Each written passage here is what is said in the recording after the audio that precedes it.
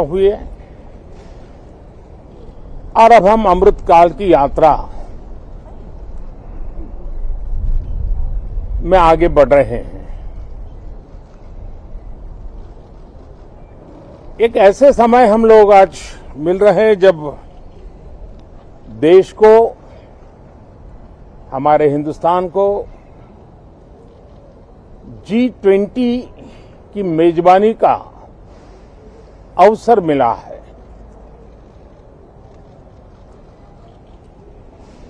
विश्व समुदाय में जिस प्रकार से भारत का स्थान बना है, जिस प्रकार से भारत से अपेक्षाएं बढ़ी हैं और जिस प्रकार से भारत वैश्विक मंच पर अपनी भागीदारी बढ़ाता जा रहा है, ऐसे समय ये G20 की मेजबानी भारत को मिलना एक बहुत ही बड़ा अवसर है। ये G20 समिट ये सिर्फ एक डिप्लोमेटिक इवेंट नहीं है, लेकिन ये G20 समिट एक समग्र रूप से मैं भारत के सामर्थ्य को विश्व के सामने प्रस्तुत करने का अवसर है। इतना बड़ा देश, मदर ऑफ डेमोक्रेसी, इतनी विविधताएं, इतना सामर्थ्य, पूरे विश्व को भारत को जानने का एक बहुत बड़ा अवसर है और भारत को, पूरे विश्व को अपना सामर्थ्य जताने का भी बहुत बड़ा अवसर है। पिछले दिनों मेरी सभी दल के अध्यक्षों से बहुत ही सानुकूल वातावरण में चर्चा हुई है।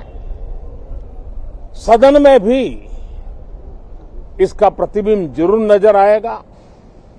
सदन से भी वही स्वर उठेगा जो भारत के सामर्थ्य को दुनिया में प्रस्तुत करने के लिए काम आएगा। इस सत्र में देश को विकास की नई ऊंचाइयों पर ले जाने के लिए वर्तमान वैश्विक परिस्थितियों में भारत को आगे बढ़ाने के नए नए अवसर, उन सबको ध्यान में रख करके कई निर्णय करने का प्रयास होगा। मुझे विश्वास है कि सभी राजनीतिक दल चर्चा को और मूल्य वृद्धि करेंगे, अपने विचारों से निर्णयों को नई ताकत देंगे, दिशा को और स्पष्ट रूप से उजागर करने में मदद करेंगे।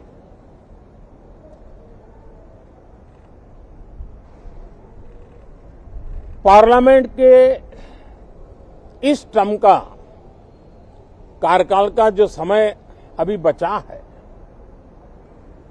मैं सभी पार्टी के लीडर्स को और सभी फ्लोर लीडर्स को बहुत ही आग्रह करना चाहता हूं कि जो पहली बार सदन में आए हैं, जो नए सांसद हैं, जो युवा सांसद हैं,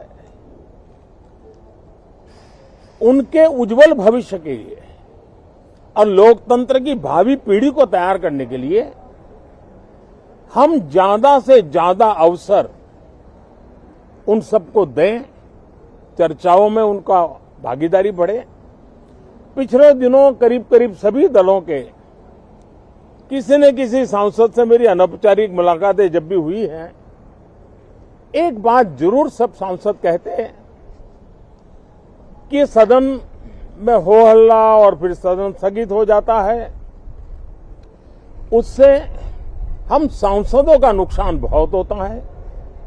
युवा सांसदों का कहना है कि सत्र न चलने के कारण, चर्चा न होने के कारण हम जो यहां सीखना चाहते हैं, हम जो समझना चाहते हैं, क्योंकि ये लोकतंत्र की बहुत बड़ी विश्वविद्यालय है, हम उससे अछूत रह जाते हैं, हमें वो सौभाग्य नहीं मिल रहा है।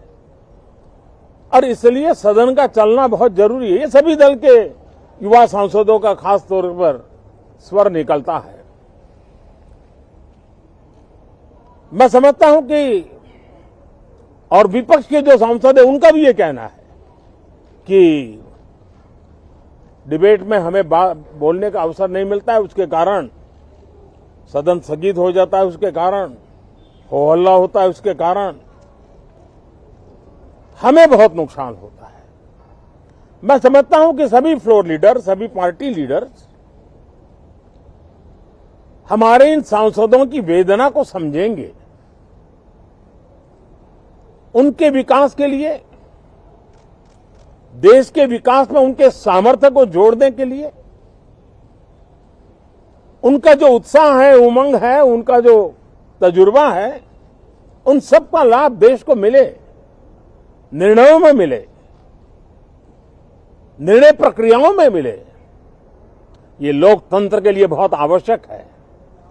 मैं बहुत ही आग्रह के साथ सभी दलों से, सभी सांसदों से इस सत्र को और अधिक प्रोडक्टिव बनाने की दिशा में सामूहिक प्रयास हो। इस सत्र में एक और भी सौभाग्य है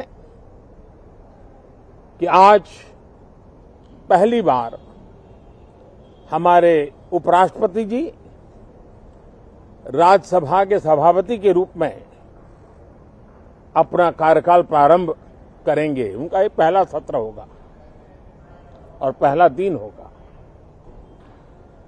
जिस प्रकार से हमारे राष्ट्रपति द्रौपदी मुर्मू जी ने भारत की महान विरासत, हमारी आदिवासी परंपराओं के साथ देश को गौरव बढ़ाने में बहुत बड़ी भूमिका निभाई है, उसी प्रकार से एक किसान पुत्र उपराष्ट्रपति पद और आज राज्यसभा के सभापति के रूप में देश के गौरव को बढ़ाएंगे,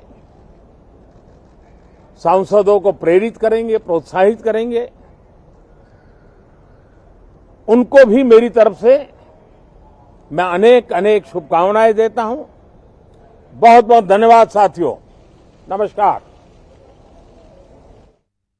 થોડીવારમાં સંસદનું શિયાળુ સત્ર શરૂ થશે। વડાપ્રધાન નરેન્દ્ર મોદી દિલ્હીના સંસદ ભવન ખાતે પહોંચ્યા છે અને સાથે જ જે શિયાળુ સત્ર શરૂ થવાનું છે તે વિશે તેમણે જણાવ્યું છે કે આ વખતનું જે શિયાળુ સત્ર છે તે મહત્વનું રહેવાનું છે। સાથે જ સંસદનું સત્ર ચાલવું ખૂબ જ જરૂરી છે। તમામ પક્ષોને તેમણે જે અપીલ કરી છે કે મૂલ્યવાન ચર્ચા કરવામાં આવે તેવી અપીલ તેમણે કરી છે, કારણ કે જે સંસદનું સત્ર છે તે ચાલવું પણ તેટલું જ જરૂરી છે। સાંસદો માને છે કે ચર્ચા ન થવાથી નુકસાન થતું હોય છે। જે યુવા સાંસદો છે જે શીખવા માટે આવતા હોય છે તેમનું પણ તે જ કહેવું છે કે સંસદ ચાલવું તેટલું જ જરૂરી છે। સાથે જ